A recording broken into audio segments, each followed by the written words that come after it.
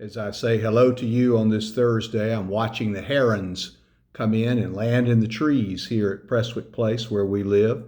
It's kind of become an afternoon ritual for us to sit out there towards the end of the day, many days. And oftentimes our little dog loves to chase at the birds a little bit, though she's scared to death of them. But we all enjoy it. I hope you're having a good day. I hope you're finding some things today that bring you joy, that lighten your life and give you some hope.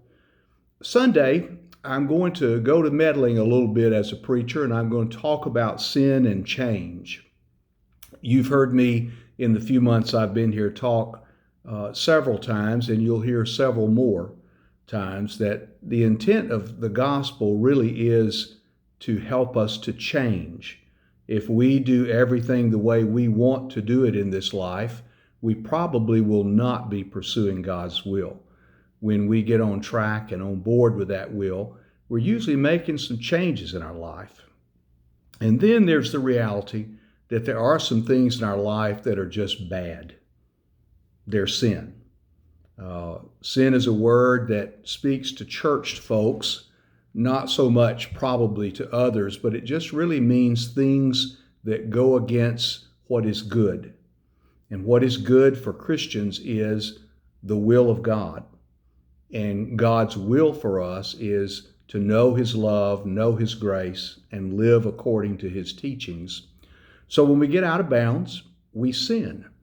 Sunday, I want to talk a little bit out of Psalm 51, verses 1 through 13. We'll probably just print a handful of those verses in the bulletin, but if you'll read Psalm 51 this week and think about the process we go through when we identify something in our life that's messing us up, that is not joyful, that is harmful, that we really know is against what we're supposed to be, and we reach out to try to change it. David knew a lot about that kind of stuff. David was not perfect, and David had indeed encountered sin in big ways in his life.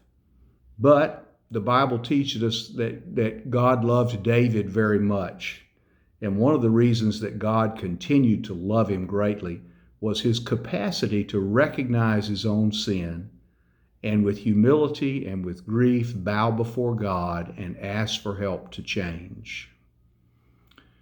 That's not an easy thing to do, is it? I mean, in our culture, when things go wrong, a lot of the time what you hear from people is a form of avoidance. I'm not sure that really was my fault, or blame, the old, if you hadn't have made me sin, I wouldn't have sinned, which is never true. To rationalize our sin away and to say, these certain circumstances really led to my sin, and it wasn't so much me as what I encountered. Or just a defensiveness. I'm not the one that needs to change. You're the one that needs to change. The world needs to change. It's not me that has the problem with anger or with disobedience or with selfishness or any of the other myriad of things we can talk about.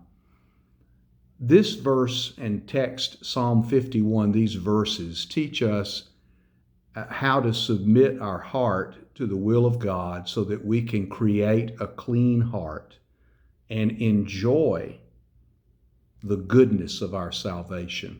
So I hope you'll read it, come to church thinking not, this sermon I think's for somebody else, though it may be. Sometimes sermons are, but I suspect this one Sunday really can be something that helps all of us. I know in my own life, I regularly need to change from things that are sinful. Things are not what God intends in my life. So let's look at that together, shall we? And I hope that the week continues to go well for you. I'm grateful that in our area we continue to be somewhat low with COVID numbers. I'm so grateful for you that are attending. I'm grateful for you that are looking out for your neighbor, whether you want to wear a mask or not. You're wearing that, and I appreciate it. I do think it's best for us. I thank you for coming and enjoying what is an odd fellowship time when we're not able to really be together as much as we would like and to have conversations. And I miss the good old days of handshakes and hugs and all that. But I'm so grateful in the new reality right now. At least we can meet. At least we have a sense that we can come together safely in a place where we can do that. So you come if it is good for you. And as I always say, if not, tune in right here. You'll get an email that'll have a link to our website. The website is the Gathering at Sandestin, and always has old sermons on there for you to look at as well. Blessings, and I hope to see you on Sunday if possible.